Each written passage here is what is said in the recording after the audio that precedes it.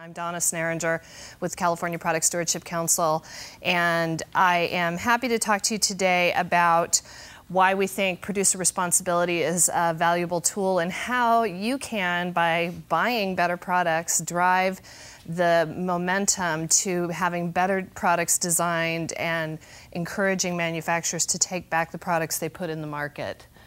So we'll get these up and running. Our organization is a nonprofit. We were founded in 2007, and it was really as a result of the universal waste ban, which banned a variety of different products from disposal in California, one of which being batteries. And batteries have continued to be a priority for our organization throughout. And we are really seeking, working with CalRecycle on their work to seek statutory authority to foster cradle-to-cradle producer responsibility and develop relationships that result in producer-financed and producer-managed systems. And Alicia mentioned how lovely it is in Europe that when you buy a battery, you're able to take back your old battery. And that is because they have producer responsibility in Europe. And they don't just have it for batteries, they have it for almost everything. Same in Canada, same in Australia, same in many parts of the world. So this is really trying to get the United States up to doing business the same way much of the rest of the world does. And we are really interested in this model because we believe having the producer engaged really shifts the cost burden away from managing product waste from local governments so that the ratepayer and the taxpayer is paying all the cost at end of life, to having it included in the price of the product. So that when you buy something, you're actually paying for the whole cost of the product and not just the purchase price. So that is the idea behind this. And our tagline is "Design it green, take it back." And the idea is that it should be a full circle. It shouldn't just be a linear process, which is what it is now. And our mission is going to come up here, and I'm not going to read it, but you're welcome to. And it just talks a little bit more about why we are doing the work we do. So to date, there are 124 resolutions that have been passed in local jurisdictions supporting producer responsibility, and that is because local governments really recognize that they're sort of stuck holding the bag at the end of the product chain. And they really want to see a shift, and they have engaged in this. And part of the resolutions that they have adopted really direct their staff to integrate EPR takeback into their purchasing policies. So if you're in a jurisdiction that has adopted this, some of that may include some of the procurement policies that we're going to talk about in a bit. Oh, here we're going to color in the states. So each of these counties that are in green have passed an EPR resolution. And the orange dots are cities. And if it's yellow, they're part of an association, because in addition to the specific counties, we have 14 local government associations that have also adopted a resolution and signed pledges to support the adoption of these policies throughout California. We are funded by a variety of types of organizations, local governments and private sector. Our two platinum partners are Recology and Republic. And they are very committed to the idea of producer responsibility, and they've shown that by really integrating it into their own corporate policies, as well as through supporting the work that we're doing at the Stewardship Council. So in the world of batteries, Alicia alluded to the fact that there have been attempts to try to get an EPR model for batteries in California. There actually have been all of these different pieces of legislation passed on different product classes. And we had, at one point, even a framework piece of legislation that would have just been an umbrella, but it was just too big and there were too many people who weren't ready to go that far yet. So we've really tried to do this with batteries. We've had two different pieces of legislation that have been introduced and have not succeeded. And the good news about it is it really has brought the battery industry to the table. And you had asked the question about call to recycle and why they're only using rechargeable. They haven't been required yet to do the single-use alkaline batteries. But what they have said is they are going to voluntarily look at developing this program, and they are looking at California being their pilot state. So it is very possible in the next 12 to 18 months that you will start to see some amount of this happening in California, and our organization's working very closely with the battery industry to try to get this off the ground. We like to promote those doing good things. So I'm going to, if you're interested in other things that we're working on at the Product Stewardship Council, you can certainly take a look at our website. We have a listserv that goes out every month. You can sign the pledge. You can invite us to speak on other topics, but you can certainly look into that or ask me after the presentation. So specifically today on batteries, I did want to talk to you about a handout that you all got while they changed the slides over to the other presentation. And the reason that local governments are interested in batteries is twofold. One, it's very expensive to manage them. And they're looking at the cost of batteries about $1,000 per ton to recycle in local jurisdictions, compared to $35 a ton for trash. So it's a very expensive product to manage. And it also is a health hazard.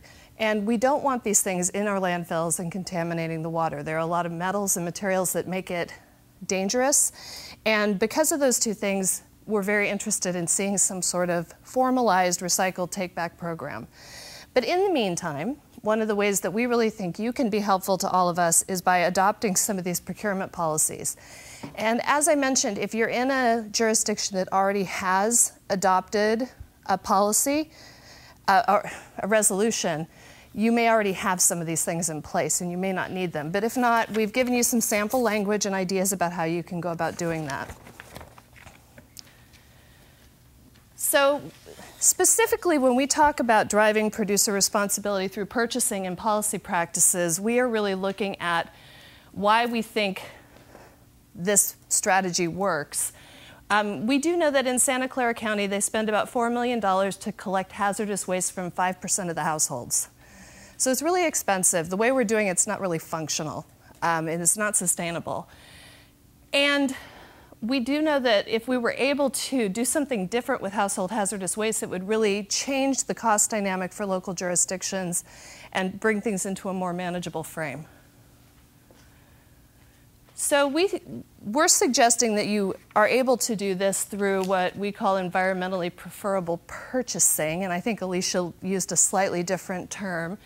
But the idea is when you buy goods and services, you want to buy services that have reduced impact on human health and the environment compared to other like products. So as you're looking at batteries, what's the best battery you can buy for the situation you're in? Sometimes it's rechargeable, sometimes it's not, and it's doing that life cycle analysis.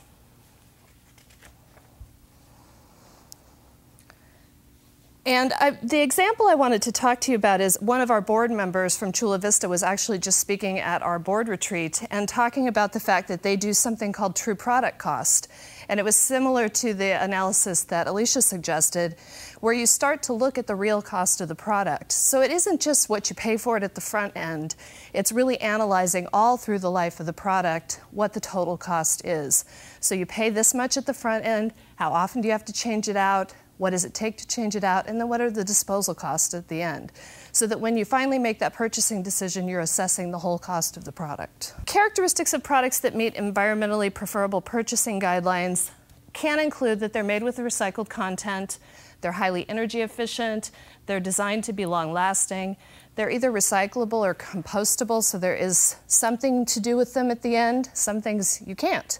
There's no place to go but the landfill. They're made from renewable resources. They may be made with reduced toxins. Part of what Alicia talked about was there's batteries and then there's batteries. And you need to know what's in the battery because it might have a different longer-term impact.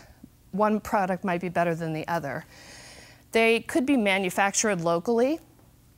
That probably isn't going to happen with batteries, but in other things you purchase that may come up. Or there may be a better strategy of how to take them back locally. And that there is a process for them to be reused, recycled, or reclaimed at the end of life. So this is an example that we're kind of living and breathing in California. California passed paint legislation, paint stewardship program about 18 months ago, a year and a half ago. And this July is going to have its first paint stewardship program getting off the ground. July, August, depending how it all works out. So part of what you do to support that take back is then you need to start thinking about, well, what gets taken back with paint? Paint is taken back and it's recycled. So if you're looking at purchasing paint, a way you can support that full cycle of life approach is to buy recycled paint. And as was brought up earlier, sometimes people have had bad experiences from a product that existed 10 years ago. What we've found now is recycled paint is at the same level of quality as much of the virgin paint you would buy. So for many purposes, it is equally effective, and it's less costly, half the cost, and it supports this take-back process so you have that full circle. And the other plus side of producer responsibility is all that reclaiming of product and recycling of product. Somebody has to do that. And it creates this lovely group of new jobs, which we're all seeking desperately in our economy. And this is really a job-creating policy, because as you start to reclaim those products, somebody has to process it, somebody has to make sure you get the quality level you need, and then repurpose it and put it back out in the market. So you build this whole supply chain where you've got more people employed. So we suggest 5 steps to integrate producer responsibility into your purchasing policies. First, we suggest that you review your existing policies and take out any outdated or unnecessary requirements which would exclude products. So look at what you have, see if it's as current as it could be. Are there any things in there that might be prohibiting you from buying a more sustainable product? If that's the case, how could it be reworded, rewritten so that you could make a better decision and buy a product that would be preferable? And some of it might be doing that analysis of the full cost of the product rather than just buying the lowest cost product, because that doesn't always lead you to the path of the better environmentally sustainable product.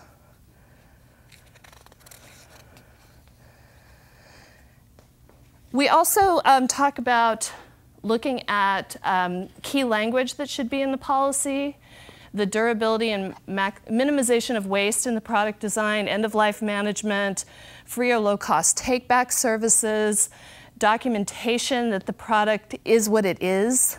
So that there's some documentation that it is recycled paint and it does meet this quality standard. And then we offer some sample language, which is what I handed out to you today. We also suggest that you define the requirements, that when you put an RFP out, it should include some proof of compliance, and in your purchasing guidelines and standards, those should be there as well. We suggest that you define the responsibilities of vendors pretty clearly, and that they have to provide proof that they're actually doing what they say they're doing. So if they're taking back the product, they're actually taking it back to recycle it, and not just taking it back to get rid of it themselves. And that's done with audits, certification, the usual documentation you would look for. And then amend your procurement contract language so that it would require ongoing compliance, so that if you have a vendor that isn't meeting the standards, you have something to go back and maybe change things if it's not going well. We work on a variety of different products, and we have a lot of different specific information, but as you're starting to look at how to put purchasing guidelines in place and make decisions about take-back programs or what you might want to require, along with Alicia, we're happy to try to help you navigate the different possibilities. You're welcome to take a look at our website, or you can give us a call, and we're happy to see if there's other pieces of information we could provide you.